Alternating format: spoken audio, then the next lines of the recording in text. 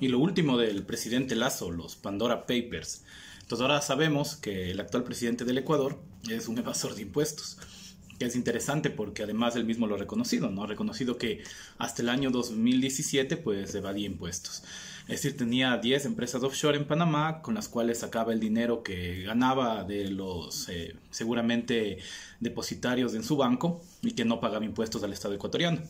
Y que supuestamente de ese año no lo tiene porque la ley no le permitía ser candidato, no porque sea un problema evadir impuestos. Cuál es interesante reflexión del carácter ético del actual mandatario y que ahora supuestamente no lo tiene, aunque los papeles de Pandora revelan que hay 4 empresas más que no hay todavía una explicación clara. Además de que se sospecha que en Dakota existen unos fideicomisos donde estaría este dinero, por ejemplo, que supuestamente se vendió, pero hasta ahora no sabemos dónde están los recibos, dónde está el pago, quiénes son los nuevos dueños. Así que habrá que ver qué nos sigue revelando este escándalo de defraudamiento fiscal. Lo cual es interesante porque nos deja claro lo que es la burguesía criolla, ¿no? Tanto el Che como Mariátegui plantearon en algún momento ya que la burguesía criolla no tiene un principio nacional, que nuestra burguesía ha perdido totalmente la capacidad de generar un proyecto nacional, que no le interesa la patria ni la nación ecuatoriana, y que son simplemente burguesías compradoras, financieras, agroexportadoras al servicio del imperialismo, y que se contentan con las migajas que el imperialismo les da. Es decir, no tienen un proyecto productivo, no son capaces de construir un mercado nacional, no son capaces de llevar adelante un proceso de modernización e industrialización de la sociedad y son simplemente parásitos. Esos son nuestros burgueses, evasores de impuestos y parásitos. Entonces, ¿qué se puede esperar si el país está en manos de esta gente? Y más allá de Lasso, ¿no? Porque Lasso sabemos que simplemente es la figura pública de toda una clase burguesa que es parasitaria, que es incapaz justamente de llevar las riendas de la patria y que demuestra en estas acciones justamente lo que estamos conversando. Y son incapaces en varios niveles, ¿no? Se decía que supuestamente esta gente, como tiene empresas, saben cómo administrar.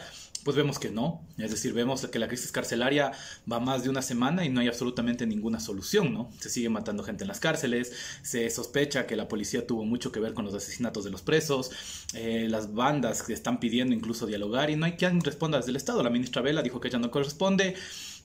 Los directores de las instituciones como el SNAI dicen que no saben qué está pasando, entonces ya no sabemos qué pasa, simplemente la crisis sigue ahí y nadie hace absolutamente nada, ni hablar de la crisis del sector agropecuario, ¿no? Esa crisis ya quedó suelta ahí, a nadie le importa el precio mínimo de la caja, quedó botado simplemente esperando las consecuencias lógicas que seguramente serán levantamientos agrarios. El diálogo fracasó, para no sé sorpresa de quién, es decir, ¿a quién se le ocurre que con la burguesía criolla capitalista se puede conversar? Esta no es una clase dialógica, ni siquiera es una clase nacional, no es nada. Es decir, el representante de esta burguesía parasitaria, criolla y evasora de impuestos, ¿con quién puede tener capacidad de diálogo? Es decir, al que se le haya ocurrido que dialogar con la burguesía es un camino, pues parece que tiene graves confusiones políticas. No hay nada que dialogar con la burguesía. Y se demostró, fueron a dialogar, ¿no es cierto?, dirigentes del movimiento indígena y nada, no se logró absolutamente nada. Para bien de la sociedad ecuatoriana, por lo menos se ha planteado ya el tema de la resistencia y la necesidad de ir discutiendo con las bases qué se va a hacer respecto a esto, porque Lasso ha dejado claro que le importa muy poco lo que opine el pueblo ecuatoriano, que él va a seguir subiendo la gasolina al antojo del FMI, porque Lasso gobierna para el FMI, Lasso no es un gobernante nacional, queda claro 1000 veces. Si ya con la evasión tributaria no está claro que a esta persona no le interesa el país, pues lo de la gasolina es claro, es decir, él es simplemente un súbdito del imperialismo, él hace lo que el FMI le dice. Ecuador es el país que dentro de los acuerdos con el FMI genera las condiciones de mayor sumisión, es decir, nosotros estamos prácticamente agachados a los pies del FMI a hacer lo que él nos diga, así que bueno, ¿qué había que dialogar ahí? Lasso obedece al FMI, así que en todo caso habría que ir a conversar con el FMI porque Lasso realmente parece que no es nadie, aquí quien gobierna es del FMI. Y bueno, se rompió el diálogo, que era algo que nosotros anticipamos desde el 24 de mayo de este año, ya vamos a octubre y bueno, parece que eso quedaba claro que era así. Entonces para nosotros hay que tener siempre la claridad política e ideológica de que justamente con la burguesía no se dialoga. Con la burguesía hay una guerra de clases y esta lucha de clases está planteada, ¿no? Y eso no va a irse para atrás. Y la burguesía no tiene ningún reparo en lanzar las fuerzas contra nosotros. La persecución política para los dirigentes sociales, para las personas como quien les habla, que estamos justamente en la trinchera de la lucha política, es cosa de todos los días, ¿no?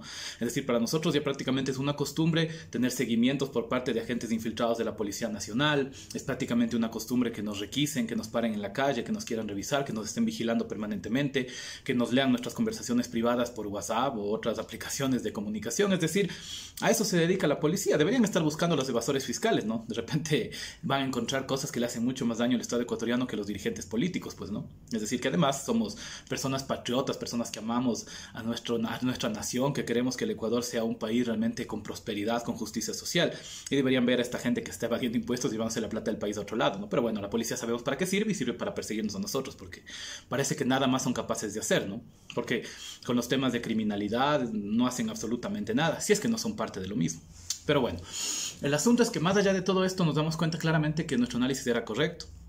No son burguesías nacionales, no les interesa el país, no hay nada que dialogar con ellos. Ellos van a hacer lo que el FMI les diga y no tienen ningún proyecto nacional. Lasso y su gobierno son totalmente incapaces de resolver absolutamente nada. El Ministerio de Educación no hace nada, el Ministerio de Salud está colapsado. ¿Quién está haciendo algo? El Ministerio de Trabajo le devolvieron la ley y no hacen nada. Es decir, esa ley de esclavitud que querían plantear estaba hasta mal hecha. Así que podemos esperar de un gobierno así, nada podemos esperar. Y justo en estas circunstancias tan caóticas que vive el Ecuador, hay que replantearse nuevamente el papel de las organizaciones populares, de las organizaciones políticas. ¿Qué vamos a hacer? ¿Cuál va a ser la consigna? Está bien reivindicar la lucha de octubre, pero sin duda hay que entender los avances y los retrocesos y las fallas que hubo en octubre. Y una de las fallas principales es la ausencia de una dirección política. Y eso está claro. Es decir, no hay una dirección política que oriente la lucha de las masas hacia los objetivos políticos de las masas. ¿Qué es lo que nos decía el quehacer de Lenin? No podemos rendir culto a la espontaneidad. La espontaneidad es parte de la dialéctica de la lucha, pero la lucha tiene que estar organizada y dirigida por la organización de los revolucionarios, por lo más avanzado de la clase proletaria. Y esa dirección y esa organización es la que convierte la huelga económica en una huelga política y se plantea ya la cuestión del poder.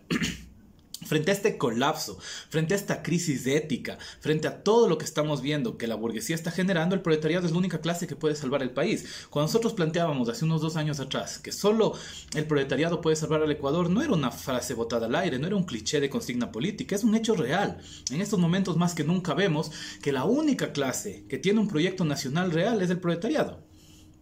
No hay otra clase que tenga un proyecto nacional real. Aquí no les interesa el país, está demostrado. Con los papeles de Pandora se sabe perfectamente que es así. Luego vamos a ver cómo se le cae la careta al señor Villavicencio, ¿no? Cuando tenga que investigar esto, y seguramente veremos la profundidad de su incorruptibilidad. Pero justamente cuando se investigue, y seguramente por medios internacionales se sabrá, veremos que a esta gente no le importa el país. Lasso ya nos ha demostrado que hasta el 2017 le importaba muy poco el Ecuador. Le daba exactamente lo mismo, ni siquiera pagaba impuestos. Mientras al ciudadano ecuatoriano, mientras al trabajador de a pie le cobran impuestos todos los días, ¿no?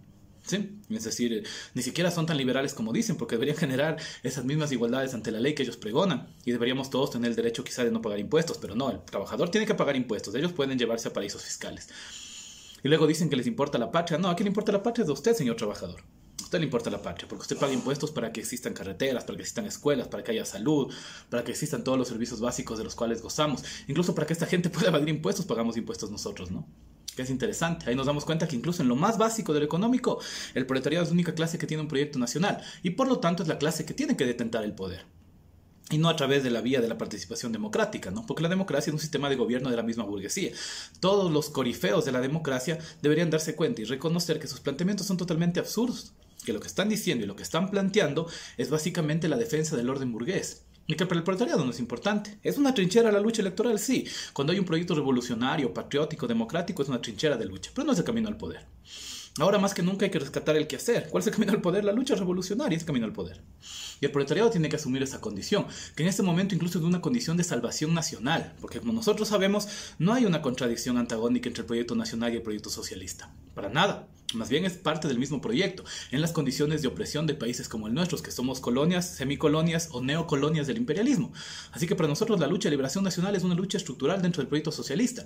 Y además es el único que puede dar esa lucha es la clase proletaria, porque la burguesía no, la burguesía evade impuestos. El proletariado lucha justamente en su patria por la defensa de su territorio, de su nación, de su proyecto social.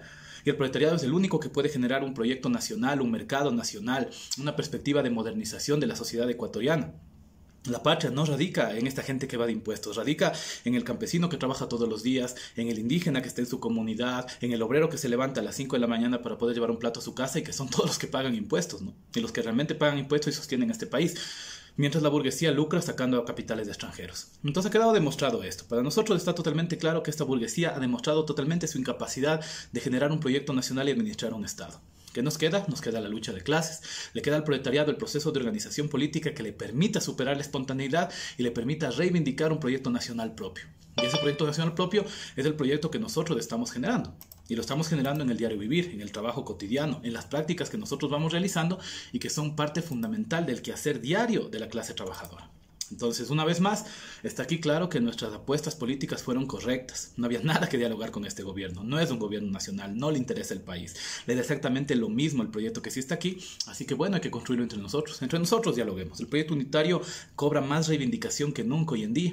Es decir, estas críticas que estamos haciendo no se anteponen ante el proyecto unitario. Hay que unificar las fuerzas políticas. Es un momento de que todos los sectores patrióticos, todos los sectores democráticos, todos los sectores populares y revolucionarios unifiquemos fuerzas. Si aquí no se construye un frente popular bajo la lógica que planteaban Stalin y Dimitrov, estamos condenados a seguir siendo gobernados por estos evasores de impuestos que han demostrado que el país les importa muy poco, que no tienen ningún concepto patriótico y nacional y que ahora es deber de los verdaderos patriotas, de las verdaderas personas democráticas, de los verdaderos revolucionarios, de ponerse al frente justamente de la organización de este país.